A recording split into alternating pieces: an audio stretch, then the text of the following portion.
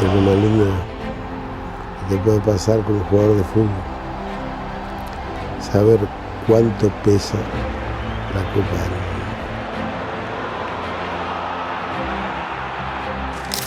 Ada pemain yang dihormati, ada yang dicintai, tapi hanya satu yang disembah.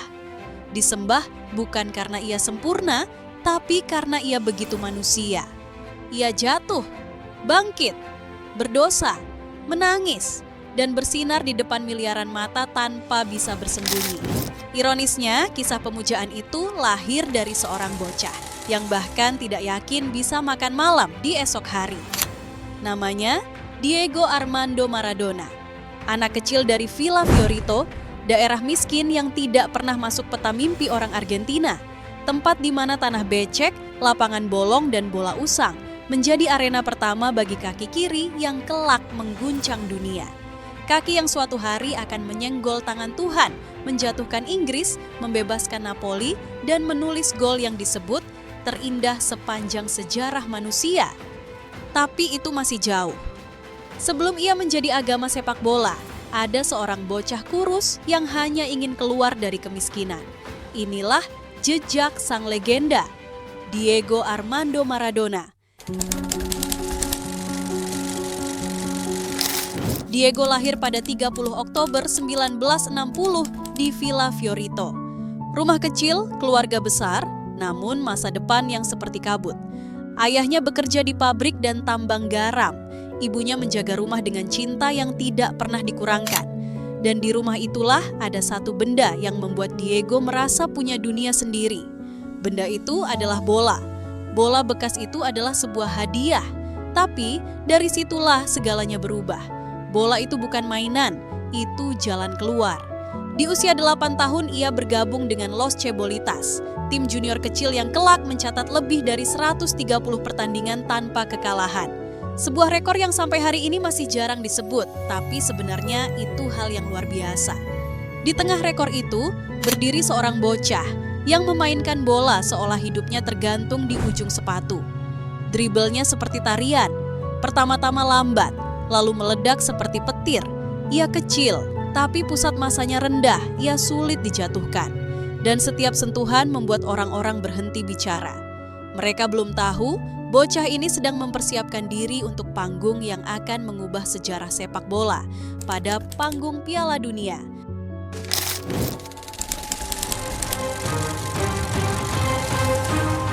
Tahun 1976, usianya baru 15 ketika ia menjalani debut profesional. Ia tidak mencetak gol hari itu, tapi stadion tahu. Ini bukan debu biasa, ini debut seorang calon dewa. 5 musim berikutnya adalah bukti. Ia mencetak 116 gol dari 167 pertandingan. Menjadi top skorer Liga 5 tahun beruntun. Statistik yang hari ini hampir mustahil dilakukan seorang remaja. Di Argentinos Juniors, Diego memainkan peran Enganche, playmaker klasik Argentina. Ia turun menjemput bola, mengatur ritme, lalu menusuk dengan dribble pendek kilat yang sulit dihentikan. Namun ada satu mimpi yang lebih besar dari semua statistik itu. Tahun 1981, mimpi itu jadi nyata. La Bombonera menyambutnya seperti pahlawan rakyat. Dan Diego membalas dengan musim yang sempurna. Super Clasico melawan River Plate menjadi panggungnya. Ia menggocek kiper, menunggu bek kembali, lalu menyelipkan bola ke gawang kosong dengan ketenangan seorang maestro. Itu bukan sekadar gol. Itu deklarasi, aku siap menantang dunia. Musim itu bocah juara. Dan Diego resmi menjadi simbol anak miskin yang menantang nasibnya sendiri. Tahun 1982, Barcelona memecahkan rekor dunia untuk memboyong Diego. Harapannya setinggi langit, tekanannya sama tinggi. La Liga memberinya pelajaran keras, tackle brutal, pertahanan agresif, ritme cepat, dan kelelahan fisik. Musimnya di Spanyol singkat, hanya 2 tahun. Tapi penuh percikan magis, gol solo, asis brilian, dan penguasaan bola yang menghipnotis. Ia memberi Barcelona 3 trofi dalam 1 tahun, Copa del Rey, Copa de la Liga, dan Super Copa. Sebuah paket lengkap untuk pemain muda yang baru pertama kali ke Eropa. Dan muncullah momen langka di Santiago Bernabeu. Setelah mencetak gol melawan Real Madrid, fans Los Blancos berdiri memberikan tepuk tangan rival. Sesuatu yang hanya diberikan kepada pemain yang tidak berasal dari dunia ini. Namun, hidup Diego tidak pernah berjalan lurus. Tekel dari Andoni, pemain yang memiliki julukan The Butcher of Bilbao, mematahkan pergelangan kakinya. Cedera itu bukan sekadar luka fisik, itu luka psikologis. Luka yang mengubah arah hidupnya menuju takdir berikutnya dengan pergi ke Italia.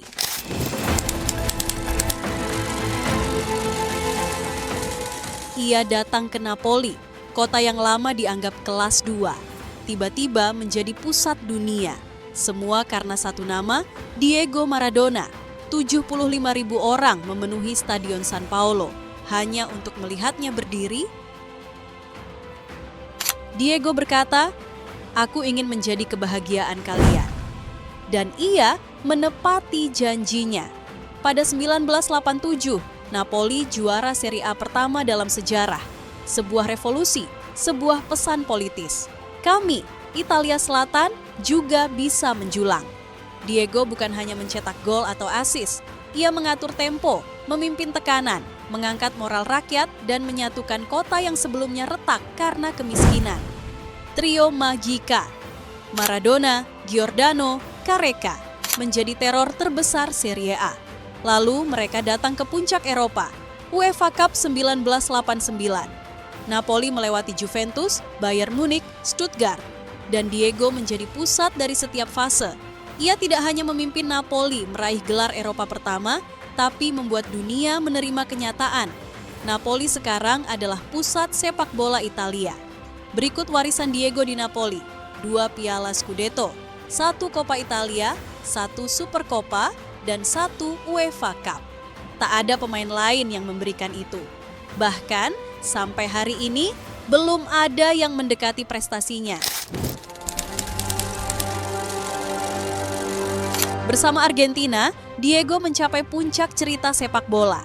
Tahun 1982 memberinya pelajaran pahit. Ia masih terlalu muda, terlalu tertekan. Tapi luka itu menjadi api. Namun pada tahun 1986 di Piala Dunia Meksiko, ia mengukir prestasi dengan tinta keajaiban. Pada pertandingan Argentina melawan Inggris di babak perempat final, dia menciptakan 2 gol yang membelah dunia. Gol pertama, gol tangan Tuhan, sebuah gol yang memicu debat abadi. Gol yang bukan sekadar kecerdikan, tapi simbol pemberontakan sebuah bangsa yang baru kalah dalam Perang Malvinas. Di semifinal lawan Belgia, 2 gol Diego kembali menjadi pembeda. Dan di final lawan Jerman Barat, umpan terobosan Diego ke Burukaga menjadi penentu gelar juara dunia. 5 gol, 5 assist, dan mendapat Golden Ball, turnamen paling dominan dari satu pemain dalam sejarah Piala Dunia. Dan pada tahun 1990, Diego masuk final lagi meski kakinya hampir tak bisa dipakai. Itu bukan sekadar prestasi, melainkan ketabahan. Namun pada tahun 1994 terjadilah tragedi doping. Pada awal turnamen, Diego melesatkan gol roket ke gawang Yunani. Lalu tiba-tiba dia dipulangkan mendadak. Panggung itu ditutup dengan pil pahit, tapi legenda justru lengkap karena itu. Setiap legenda punya bayangan. Bagi Diego, bayangan itu datang seperti badai. Kasus doping pada tahun 91 menjadi pertengkaran di media. Masalah disiplin, skorsing pada Piala Dunia 94. Tubuhnya tidak lagi mengikuti mimpinya, tapi dunia tidak berhenti menontonnya. Karena ia manusia, dengan semua kelemahan yang membuatnya nyata dan semua keberanian yang membuatnya abadi. Setiap generasi punya GOAT-nya, Pele, Messi, Ronaldo. Tapi Diego, ia adalah sesuatu yang lain. Ia fenomena sosial. Di Napoli, ia pembebas. Di Argentina, ia menjadi agama. Di seluruh dunia, ia simbol perlawanan, pembangkangan, dan harapan. Messi mencium langit setiap mencetak gol seolah penghormatan untuk Diego. Stadion San Paolo berganti nama menjadi Stadion Diego Armando Maradona. Muralnya terpampang di Napoli, Buenos Aires, bahkan di Asia dan Afrika. Dari lumpur Villa Fiorito, ia menulis puisi dengan kaki kirinya yang membuat raja-raja bertekuk lutut. Ia melawan Inggris, menaklukkan Italia, dan tertawa ketika dunia mencoba menjatuhkannya. Ia legenda. Ia mitos. Ia manusia yang berani melawan langit, dan akhirnya ia menjadi bagian dari langit itu sendiri. Inilah jejak sang legenda, Diego Armando Maradona.